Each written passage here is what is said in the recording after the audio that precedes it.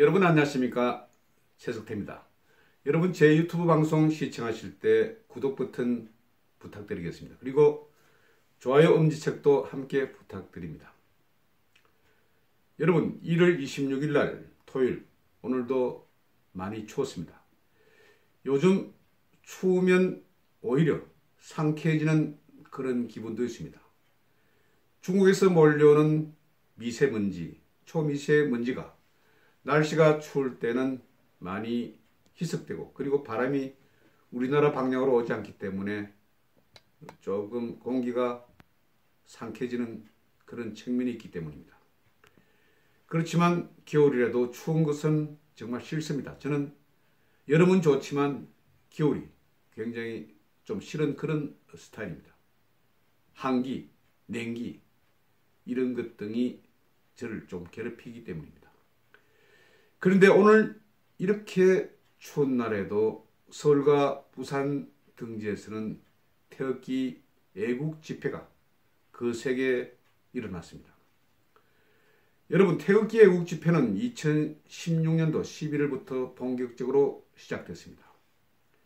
횟수로는 벌써 4년째 기네스북에 등재돼도 될 만큼 그렇게 거룩한 기록입니다. 당시 촛불 집회가 일어났습니다.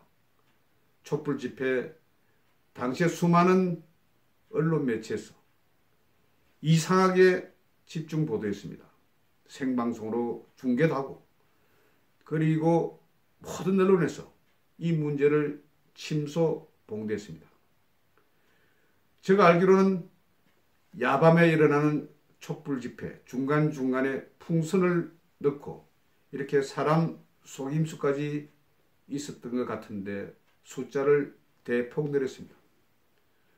세종로 거리에 사람이 그렇게 많이 들어가지도 않을 텐데 거의 100만 이상 그렇게 계속해서 통계를 냈습니다.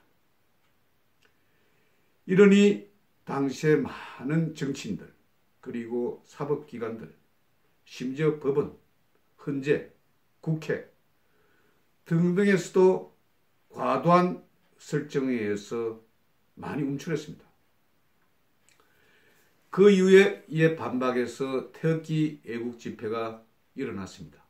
물론 태극기 애국 집회는 2017년도 3월에 박근혜 대통령이 탄핵되면서 잠시 수면 밑으로 들어가는가 싶었습니다만은 그 이후에도 석방운동까지 겹쳐지고 이후 문재인 정권의 실정 이런 것까지 많이 가미되면서 더욱 거세게 일어났던 것입니다. 그래서 이런 느낌이, 흐름이 지금까지 계속되고 있습니다.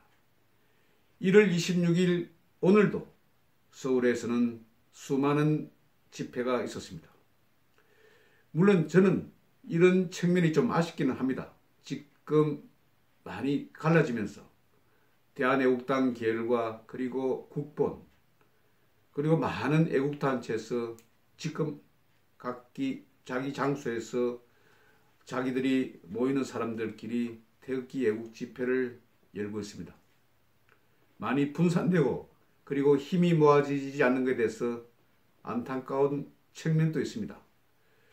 그러나 이렇게 세분화돼서 진행되는 집회가 만일 시너지 효과가 이어진다면 굉장히 큰 힘이 발휘할 수도 있다는 생각입니다. 그래서 저는 이렇게 주창합니다.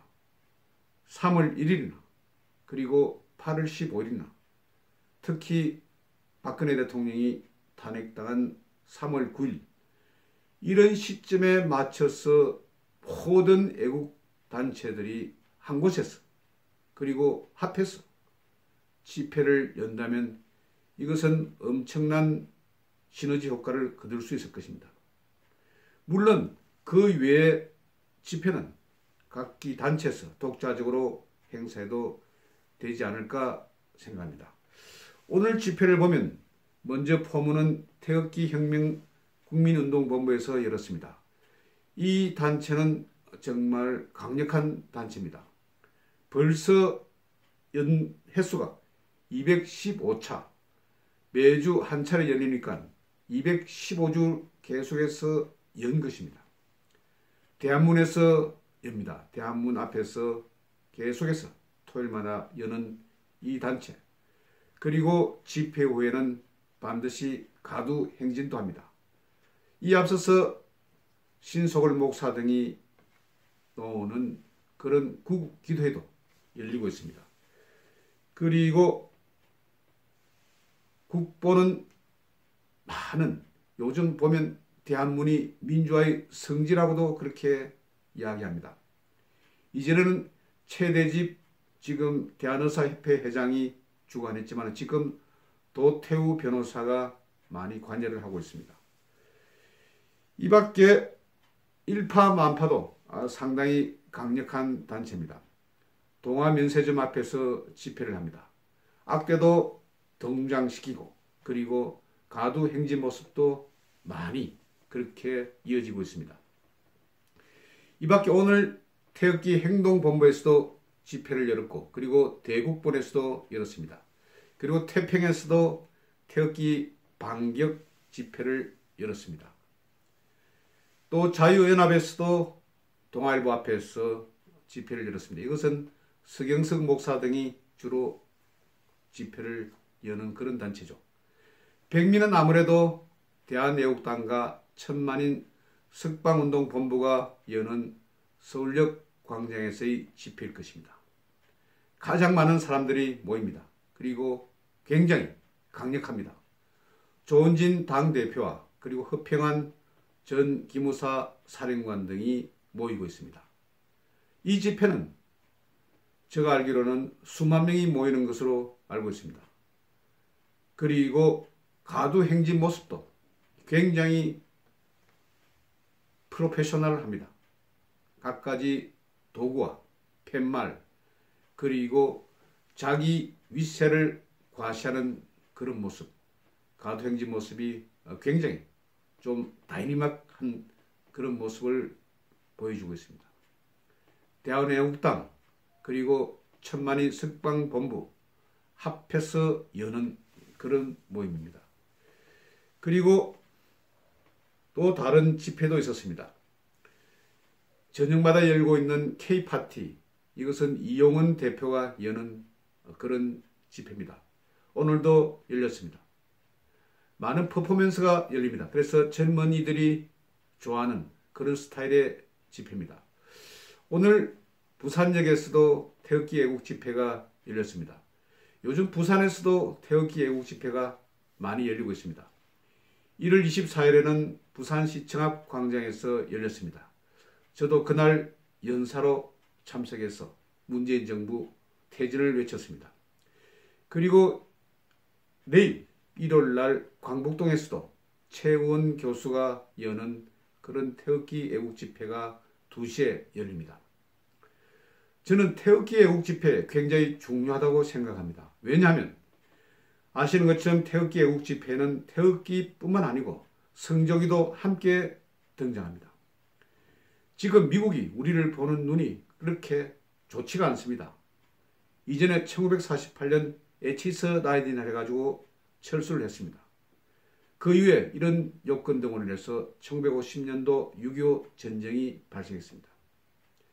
지금 우리나라에서 계속해서 반미 이런 세력들이 확산되고 지금 매일 정기적으로 미국 대사관 앞에서도 이런 반미 집회가 열리고 있지 않습니까? 그래서 미국이 최근 우리를 보는 시선이 이전과 같지 않습니다. 이전에는 우리와 일본이 어떤 다툼이 있을 경우에는 미국이 좀 많이 중재를 한 것도 사실입니다. 그런데 최근 레이더 문제로 촉발된 한일 관련 문제, 이 문제에 대해서도 미국에서는 그대로 손을 쓰지 않고 있는 모양입니다. 우리나라가 상당히 지금 어려운 상황입니다. 서방 세계에서는 우리를 자꾸 집단 따돌림 이렇게 자꾸 보고 있는 것 같습니다. 그래서 만일 지금 미군 관련 문제, 방위비 문제에서도 우리가 강경하게 지금 나오고 있지만 일본의 방위비의 경우는 우리의 4.2배 정도 된다고 합니다.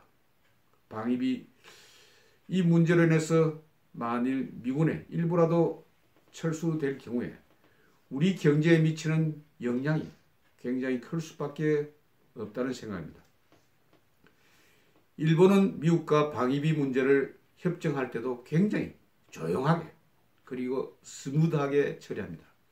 우리처럼 모든 것이 다 드러나고 아주 불협화음이 생기는 것처럼 그렇게 언론에서도 보도를 하지 않습니다. 그런데 우리는 지금 1조 원이 넘으면 안 된다. 1조 원이 넘으면 큰일 난다. 그래서 더 이상 깎지 못하겠다. 이런 식으로 계속해서 미국 측과 다툼이 나는 모양입니다.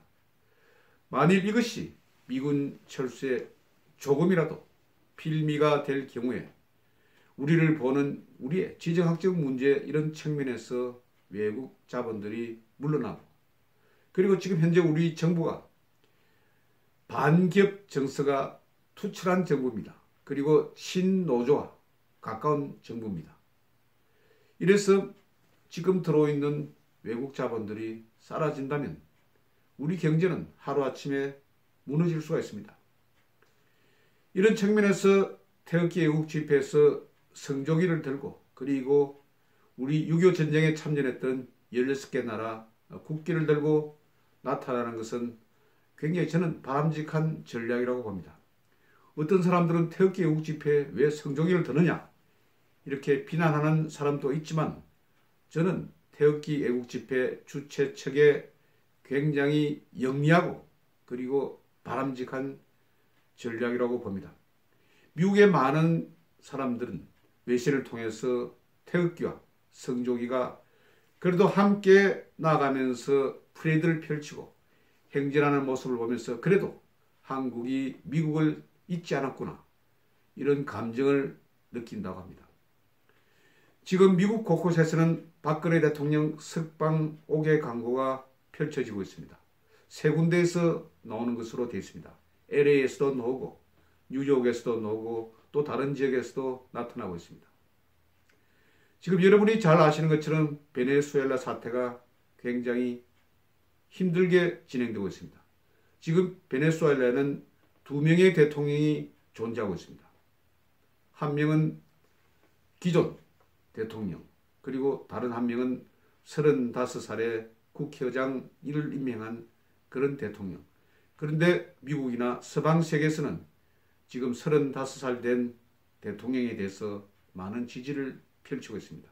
물론 러시아라든지 중국 이런 등등에서는 기존 마두로를 계속해서 지지하는 것으로 되어 있습니다.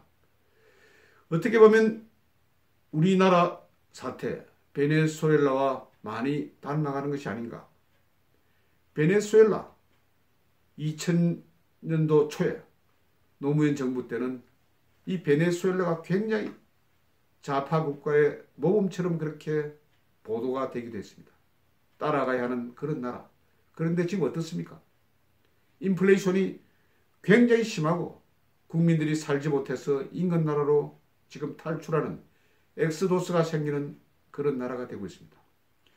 이런 국제 정세를 펼쳐보면 우리 태극기 애국 집회 얼마나 큰 역할을 하는지 알 수가 있습니다.